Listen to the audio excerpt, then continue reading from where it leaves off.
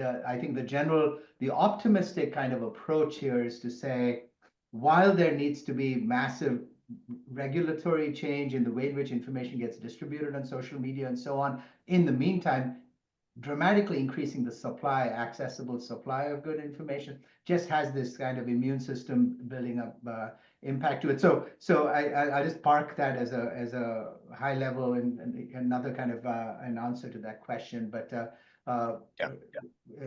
Well, and comments on that, I'll yeah.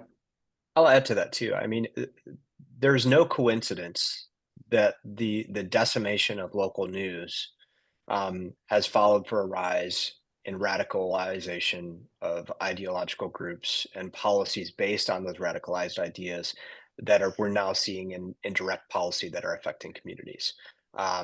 So the role of newsrooms like ours and the other almost 500 nonprofit newsrooms that have emerged in the country and traditional legacy groups and groups like Gigafact and publishing fact briefs is trying to make an impact on the information ecosystem of our nation. Too many people are consuming information in a bubble.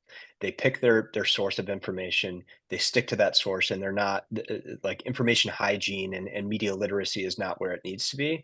But that doesn't mean that we should stop doing what we're doing. We have to continue it because it is an essential component of a healthy community and a healthy democracy is to have fact-based, trusted information. And that's what we seek to do as a newsroom, and I know that that's what Gigafact seeks to do as an organization as well, is start to push back on the rise of so much mis and disinformation. Because we can't have meaningful discussions as a community if we don't know what points are actually fact. And that's a problem.